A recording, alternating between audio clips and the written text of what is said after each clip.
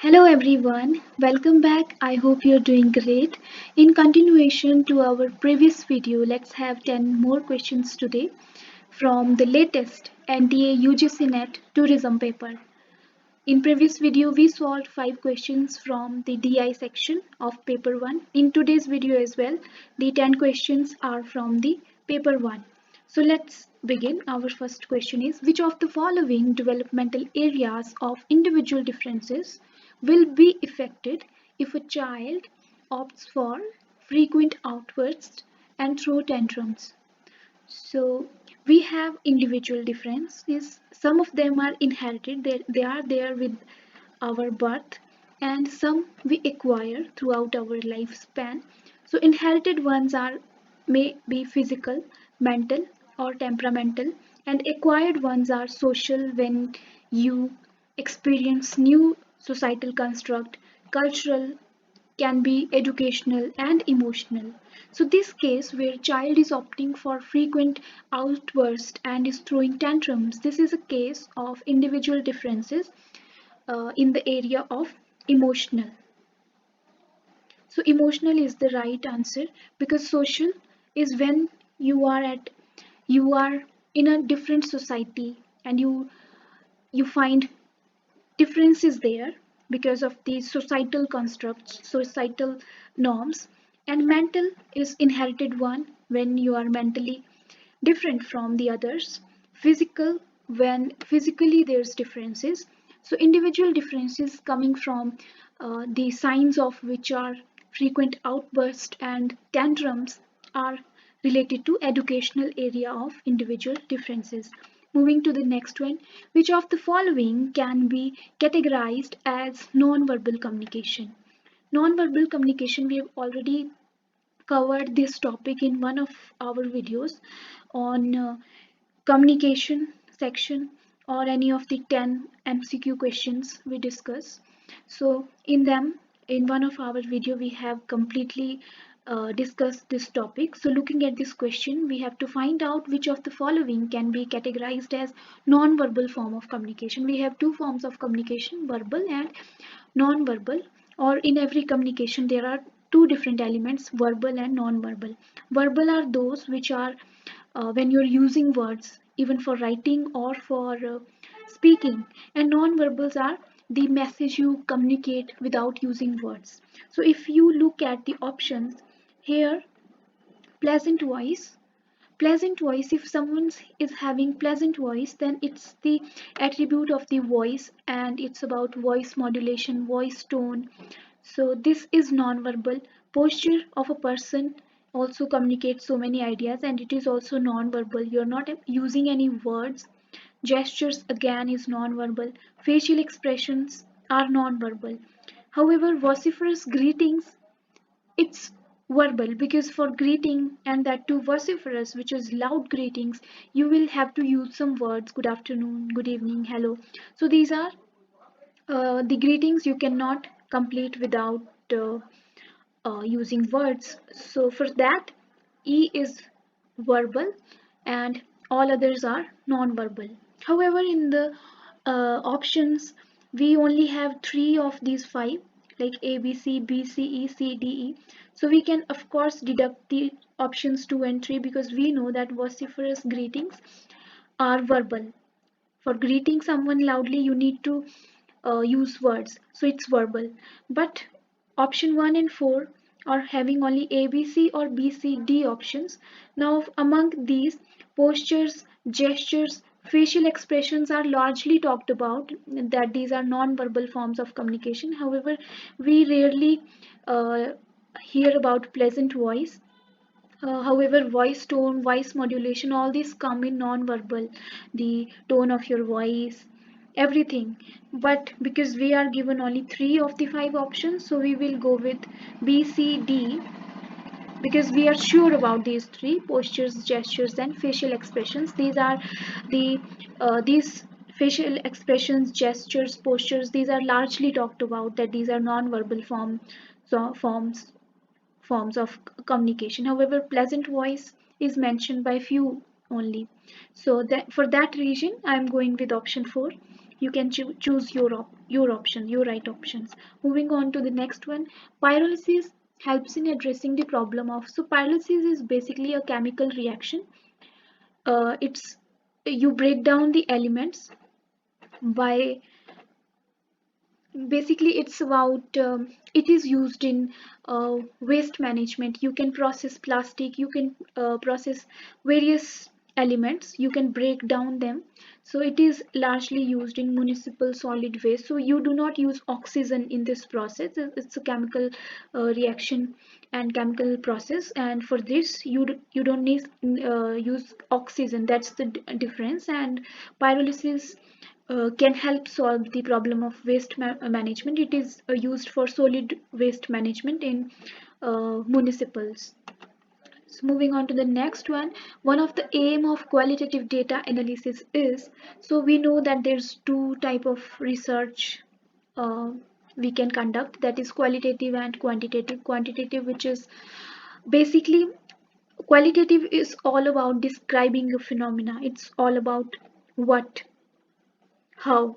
However, quantitative is about why, or you establish the relationships among variables. So in qualitative, you only define the phenomena, you just explore, understand, describe, generate, or discover a phenomena.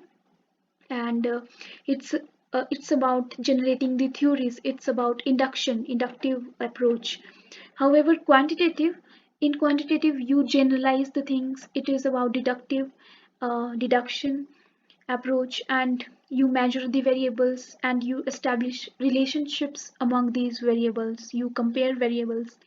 So it contains independent dependent variable. However, for qualitative, it's just about describing a phenomena, what, how it exists.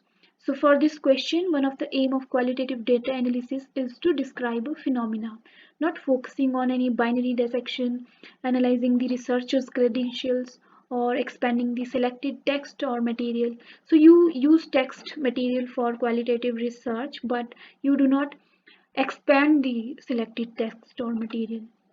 Moving on to the next one, which of the following are web search engines? So we have web search engines. Google is one, Yahoo is one, Bing is one, DuckDuckGo is one. However, Pinterest is not a web search engine. It's just like a social media platform where you can find ideas for your any of your interest, may it be decoration, home decoration, recipes.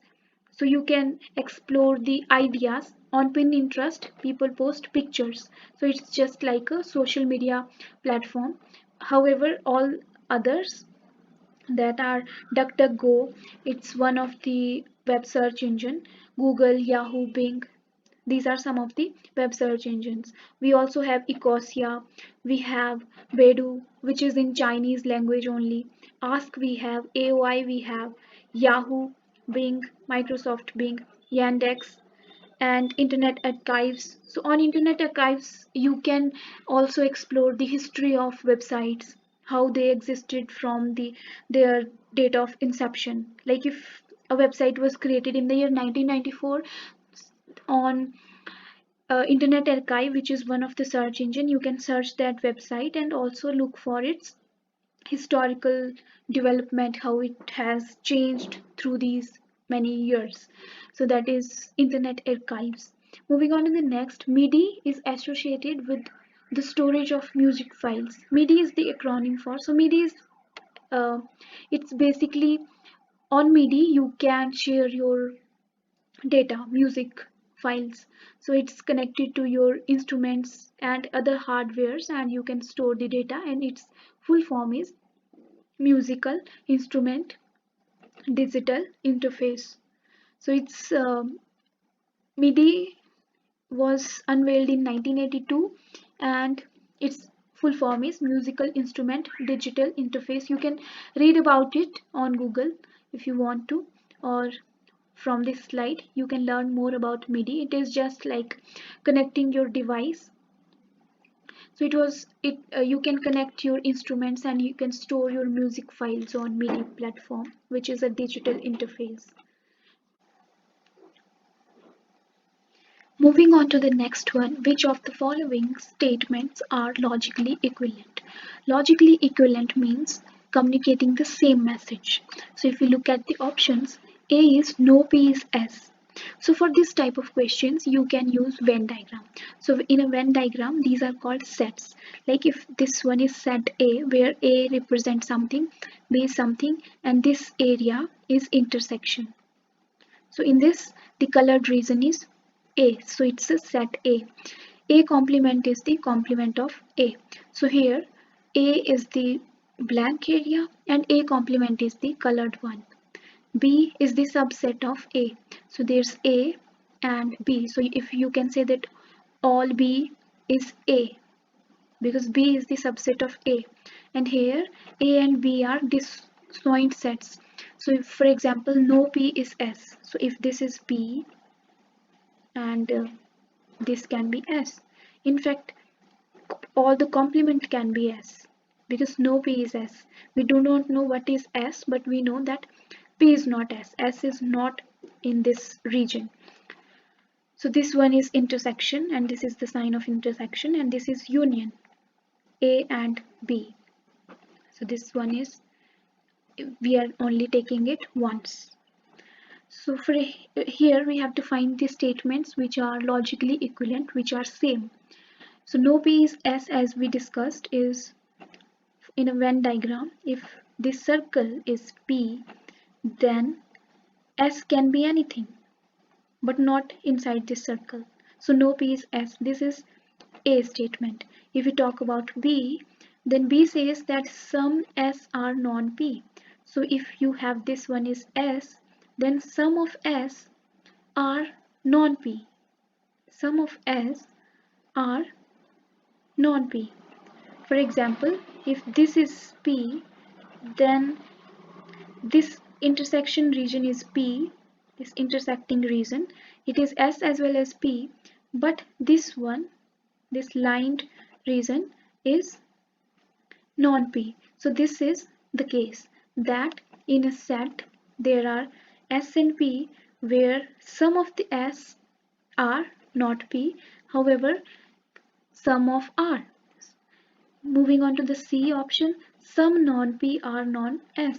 So for this you can make a Venn diagram that there's P and some non-P are not non-S. That is, there's S and some non-P. This region is non-P, of course. It is outside the boundaries of P. This is P, but this is non-P, but not S. This is S. So these two statements are same. Now checking for the last one. Some S are not P. So some S are not P. So here's this example again that you have S and P, but some S are not P. So this is S, this is P, this S is P, but some, this one is not P.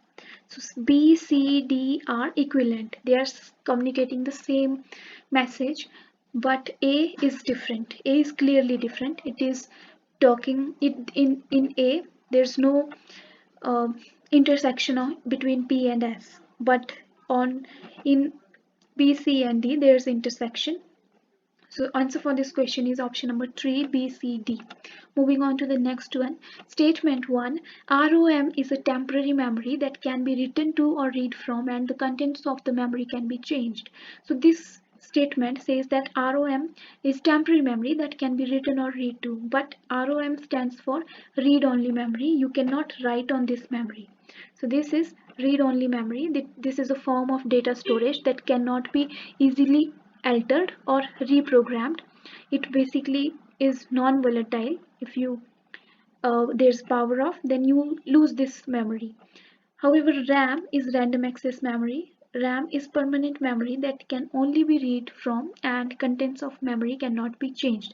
So again, this one is also incorrect because random access memory RAM, here you can read as well as write, so it allows reading and writing. So both the statements are incorrect. Second option is the right answer.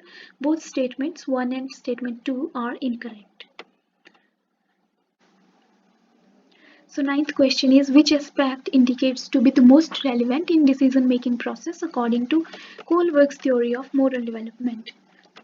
Decision making process. So Kohlberg theory of moral development was based on an experiment which was undertaken on children.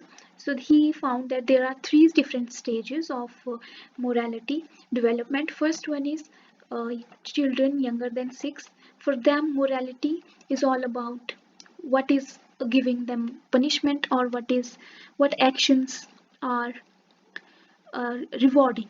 For example, for a child, it's only punishment or reward which decides the morality. Then, from 7 to 11 years, the children, they adhere to the group norms. If something their group disapproves, then they are most likely to avoid those things. So their morality is subject to the group norms, the group they belong to, the group they live in. And the last stage is the stage where the individuals have the knowledge of what is right, what is wrong, knowledge of law, but they have their own individual principles, individual conscience they have developed, individual thinking of what is right and what is wrong. So this is the last stage, and it is said that very few uh, can go to very few are able uh, to get into this stage where they develop their own right and wrong, and that adheres with the universal knowledge of what is right and wrong, ethics and law. So this theory was developed based on an experiment wherein a story was presented to the respondents who were children. So these children were boys, and they were presented a story, and based on that story they were asked few questions, and from these questions, what is right and wrong and why they think it is right and wrong, the researcher has come up this theory, that is Kohlberg's theory of moral development. So according to this theory, decision making process, the most relevant in decision making process, because it's about morality, which option is right, from the questions, which option is right about the story, that someone has done this, that, and based the children is asked who was wrong, who was right. So it is about how children choose the conclusion, or how children are, it's about reasoning why. So whatever they replied, whatever answers they gave, whatever their responses were, so they were all asked why, question why, and it was about how they landed to that decision that this one is right. So it is about reasoning, it is about how the child arrives at the conclusion. Based on that, they have developed this theory of moral development. Moving on to the next one, which is the last question of this video. A source of communicative inefficiency is, so communicative inefficiency, that is ineffectiveness, is about when speaker communicates ideas poorly. He is communicating ideas poorly. So this can be avoided by elaborating your ideas and focusing on your key message. And you can only elaborate your idea if you have thorough knowledge of that topic, that subject. So it's not peer pressure, implication of family relation, or desire of personal gratification, but limited knowledge that will land you at ineffective communication. So a source of communicative inefficiency is of course limited knowledge, because you are not able to elaborate your ideas, which is the solution for your ineffective communication, which is you're communicating ideas poorly. So that's the end of this video. I hope you learned something. Thank you. Have a great day.